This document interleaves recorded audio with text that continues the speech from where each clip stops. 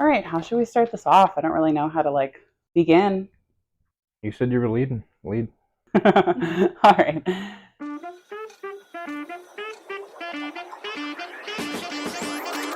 Hi, my name is Amanda, and honestly, I'm just trying my best. This is my podcast where I talk about whatever I want to talk about because I'm still kind of figuring it out, and I think that's okay. If you want to tune in and come along for the ride, I'd love to have you. You are now listening to Semi-Mindful Banter.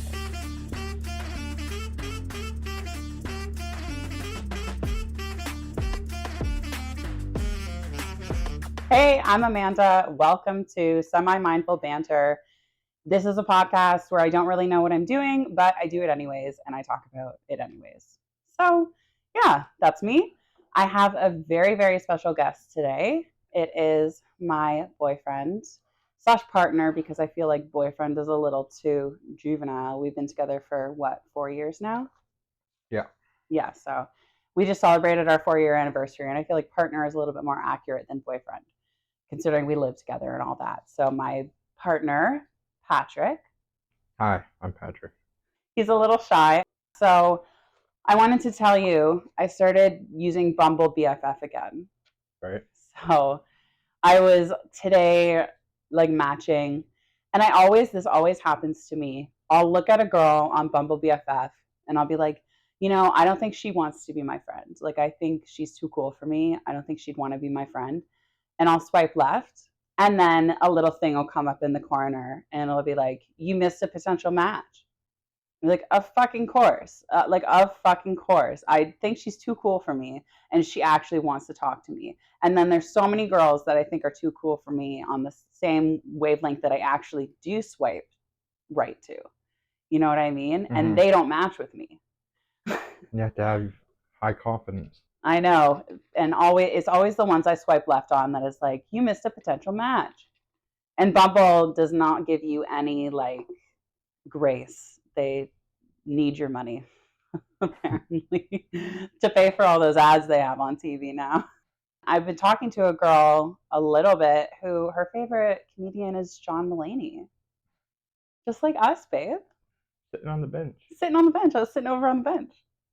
Today we're going to talk about a topic that I love, combined with another topic that I love, with the person that I love, and we're going to talk about the impact of reality TV on mental health and how watching reality TV can be very damaging for our mental health state on certain levels. But at the same time, I'm going to argue, I think that it may not be the worst obsession you can have in the world.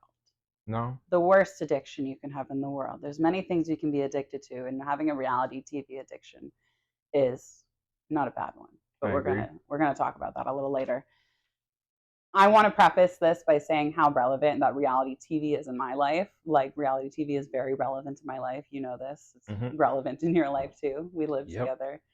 And we spend most of our time together, so we watch a lot of the same stuff. We watched The Housewives quite a bit a few months ago. We've watched most of the Kardashians. We've watched a bunch of reality TV shows. Most recently, we've watched Vanderpump Rules, and we're also going to talk about that because how could you not, with how big Scandival was. I feel like I'm a little late on the train, but it's still rolling, it's still chugging, so we're going to choo-choo. We also started watching Vanderpump Villa today. It was good. We watched the first episode and the little bit of the second episode, and yeah, it's not bad. I don't know. But speaking of Vanderpump Rules, Scandival was massive for me, and I don't know why, because we tried to watch Vanderpump Rules, I think 6 months ago or something like that, maybe even a year ago. And we got a little bit into it, maybe a season. Yeah. And then we stopped. I was into it still, but you weren't. Yeah, I just couldn't get into it. I don't know why. And then this big thing happened, and it was all over my timeline all the time. And no one could stop talking about it, so I felt really excluded, and I felt like I wanted to talk about it. So I needed to know what was going on. And you know what? I took the cheaters route because I didn't want to sit there and watch 10 seasons. You would have. You would have sat there and watched all the seasons, but I didn't want to do that.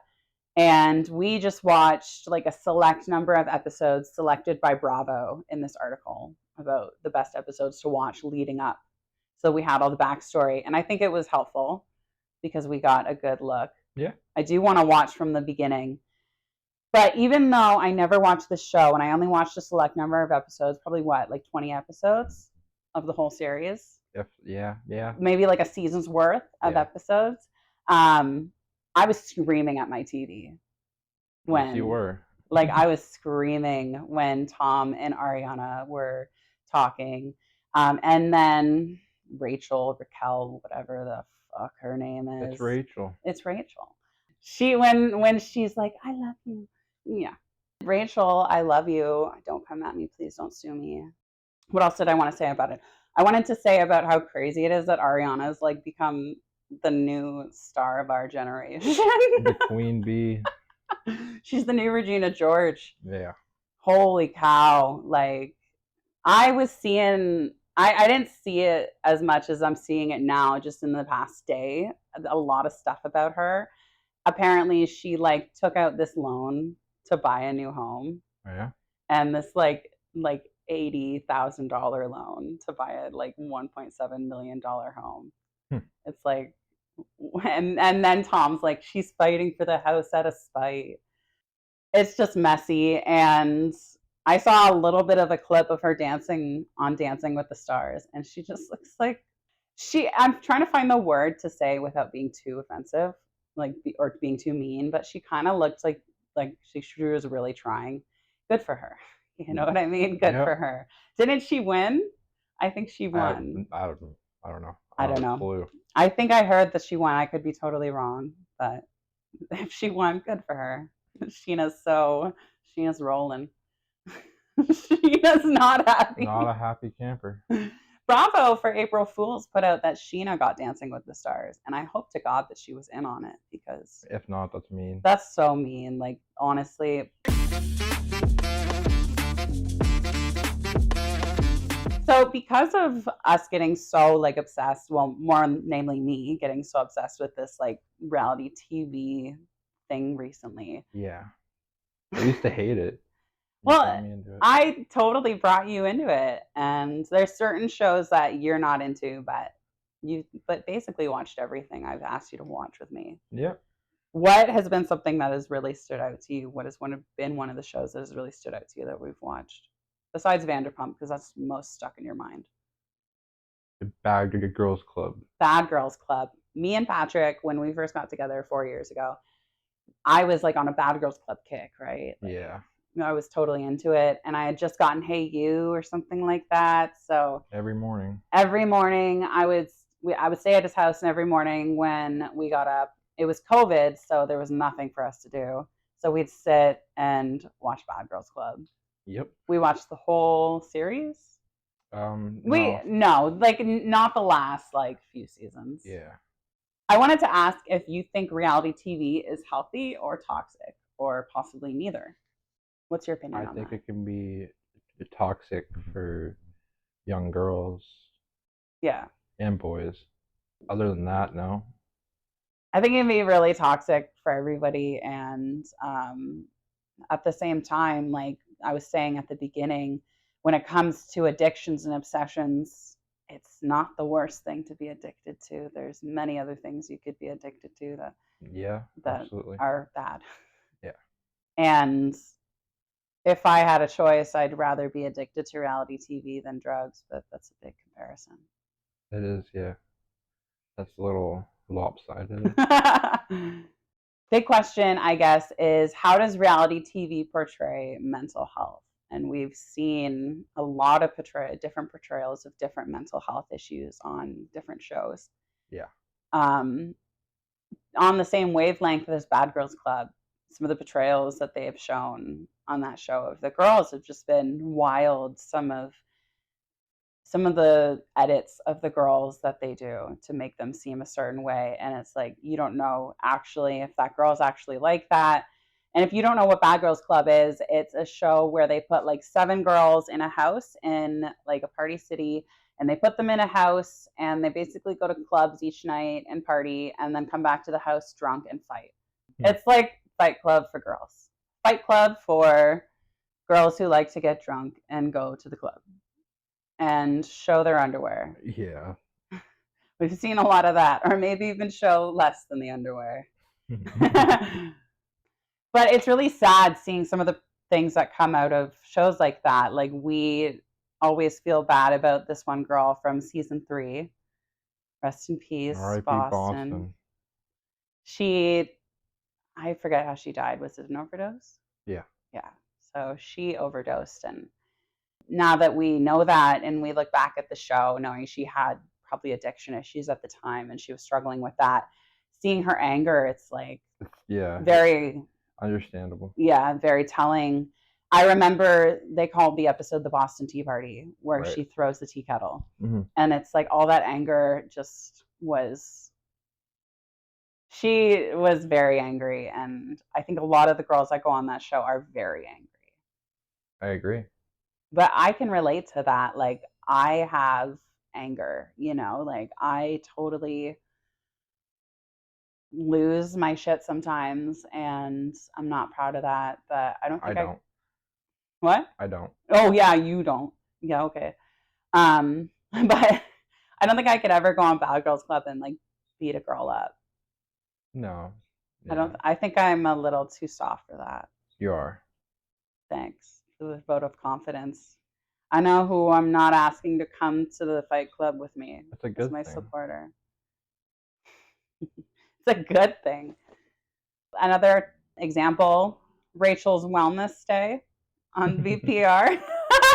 Like, what is a wellness day? Just honestly come out and say it. You're in the psych ward. Yep. Like, I was in the psych ward. I'll say it. I was in like 3 times. Great.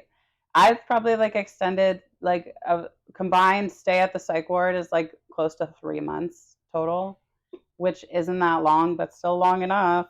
Yeah. Longer than most people would like to have. And Sure.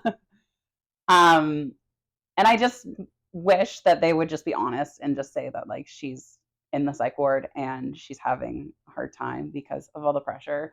Like, she changed her name back to Rachel. Yeah. Like, and I'm not trying to laugh at her, and that feels really mean, but you walked into this mess, girly. Like, yeah, she knew what she was doing. And I laugh the same that I saw him called Sandball today. Or we could call him Sandy Balls. That's great.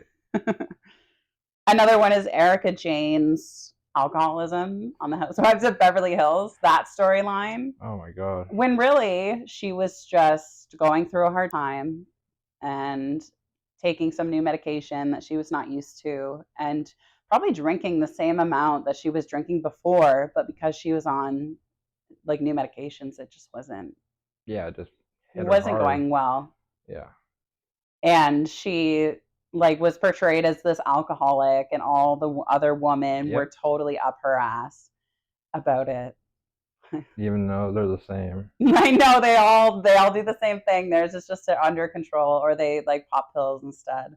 I mean, Kyle doesn't drink now, but is that true? She's out of her mind. Why do you think that? Because she's in, I don't know. I don't have a good reason. You just don't like Kyle? No, I don't. Irritating. Would you rather have, out of the 3 Richards sisters, Kathy, Kim, or Kyle? Which one? Kim. Why? Because she's loony. Yeah. And you love it. Yeah. We love the loon. We love the loony too. Another example I have is Sandy Bubbles' meltdown when he when he was at Lisa Vanderpump's house during the iconic, how he breaks down at Lisa Vanderpump's house, like against the wall, hands on his face, shoulder sobs, totally like, ooh. Yeah. And there's no tears. There's no tears on his face. Not a tear on this man's face. He can't act for shit. No, I think he wanted to come. I think that's why he was like on Vanderpump Rules. I think that's why they're all on Vanderpump Rules, because they wanted to like be in the entertainment industry, and he wanted to act. And now Ariana is getting like Lifetime movies, and like, but I mean, a Lifetime movie is a Lifetime movie. Yeah. So right? I think I said yesterday, some A-list celebrities have downgraded to Lifetime movies now, like as they get older. You know what I mean? Like, done stuff like that. Even Lindsay Lohan is now doing Lifetime-like movies, but for Netflix. Right. So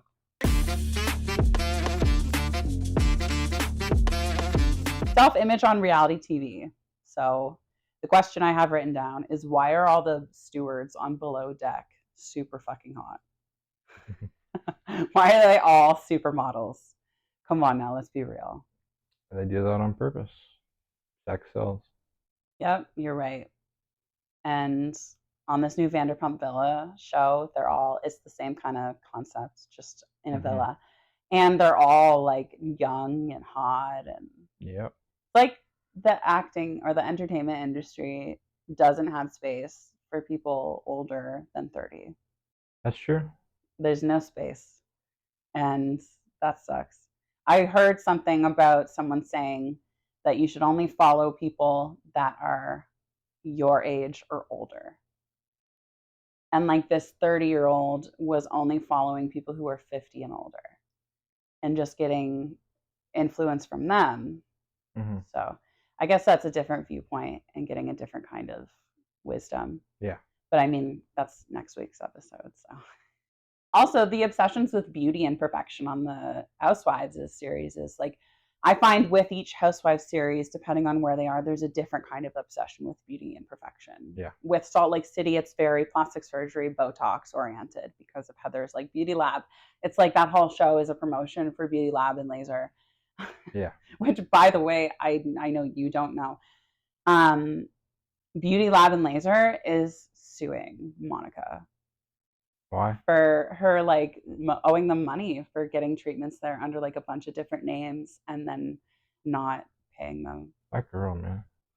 On the Housewives of New York City, when I watched the first episode of the most recent season for that, doing a little bit of research for a video I was planning on making, I noticed it was very like focused on how all these women are so great at being mothers and also like killing it in life and like killing it in the fashion industry or killing it in the entertainment industry or whatever industry they're in, social media, and also being kick-ass mothers. Like all of them were moms. And there was even one storyline in the first episode about how one girl feels excluded because she's not a mom. Yeah.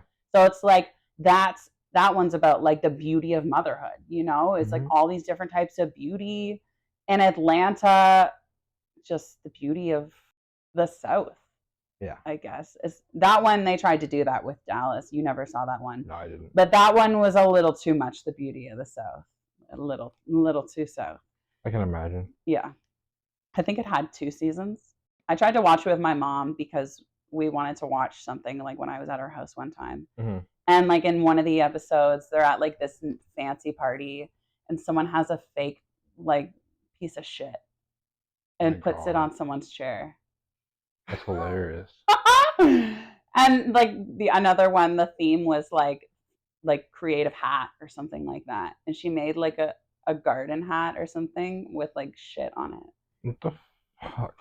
I think it was at the same party and she took the shit off of her hat and put it on the chair. What is wrong? And the girl that saw it got so pissed off. It was like her event. And she's like, this ain't how we act, y'all. Like, how do these portrayals of beauty and mental health, how do these actually impact the viewers? I think that's a really big question that no one actually ever thinks about. I think it gives them beauty standards that you can't really live up to. Yeah. It's not real. No, and we're going to talk about that in a second, how reality TV, most of it isn't real and like the consequences are real, but most of it isn't. And like, I think especially for the younger you are, the more influential it can be. Like I was watching Bad Girls Club at a very young age and I probably shouldn't have been. Probably not. But I mean, what are we going to do about it now? Right. At least I know I could scream at a bitch. Yeah. I wouldn't be able to fight her. I might be able to throw a slap, but I think I could scream.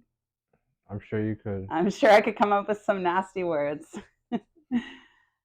A lot of reality TV is like manipulated by the producers. A lot of reality TV, you know, like we see that and we hear that.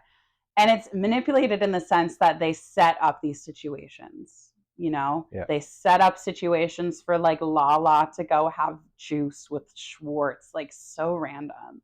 That And was then strange. I don't even know if the fact that he made out with Sheena is real or if they just created that for a storyline because that's a little too convenient now. Yeah.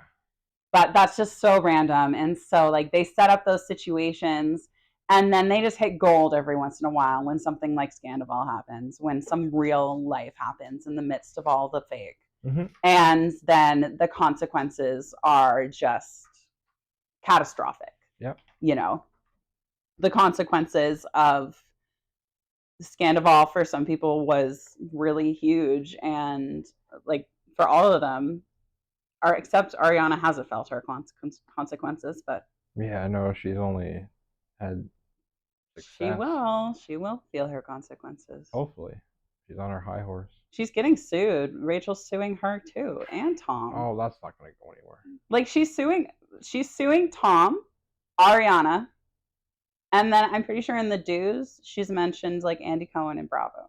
Yeah. Good luck. And like James Kennedy and James Kennedy. Patrick's in love with James Kennedy. He's your guy crush. He's my hero.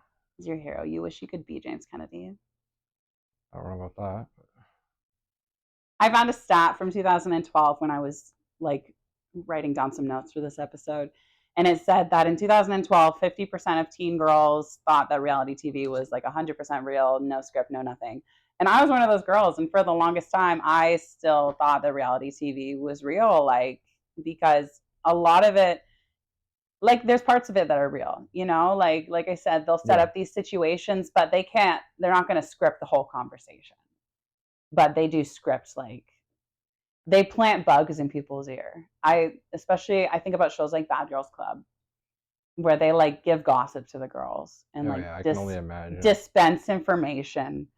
I've also heard some things about how like the season in Judy's season 7 in New Orleans, there was only ever, if you pay close attention, there was only ever like 4 of them in the house at a time. Oh, wow. Because for some sort of like they needed some sort of permit or something, a law or something says that they couldn't have too many girls in the house at the same time because it was like too disruptive to the neighborhood that they were in, the house was in. So they with some tricky editing, they only had like either 4 or 3 of the girls in the house at the same time because it was split into the 2 cliques, right? Mm-hmm. So they kind of just split it up like that. And then they choose which different girls to put in the house. And for example, the fight where Priscilla fights Judy the night that Priscilla went home, or Judy throws the cereal on her.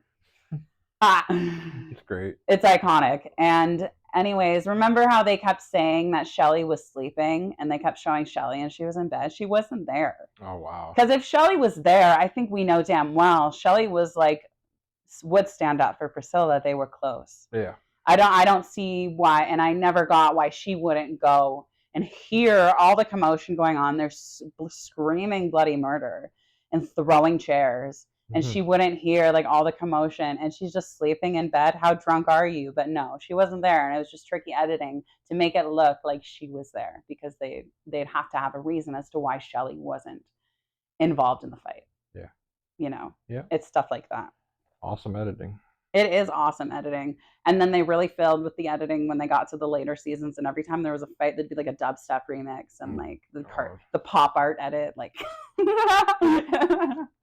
skip those ones. Yeah.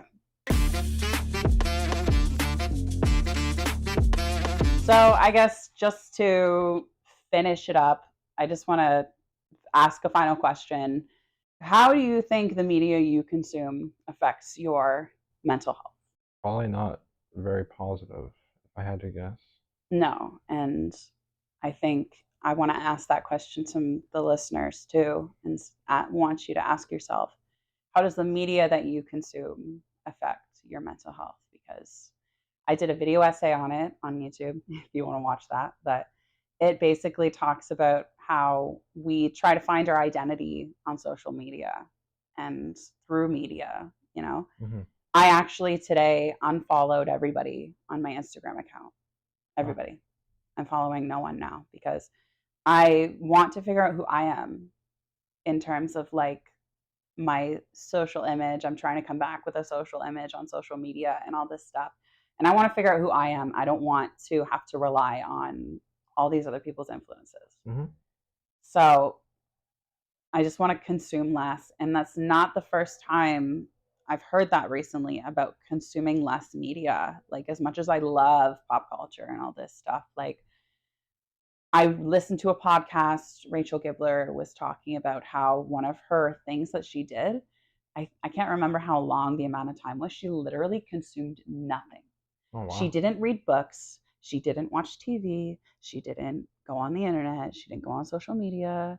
She did nothing that allowed you to have some sort of influence on you. Like, not even reading books. Mm-hmm. Like, educational, nothing. So she said she spent a lot of time like meditating and like thinking, and it allows more space to create and figure out who you really are. So yeah, if I was following you and I'm not following you anymore, don't take it personally. I unfollowed everybody. And if I like it, I may never follow you again. So you can suck it. But yeah, just sit with that question. How does the media you consume impact you and your health?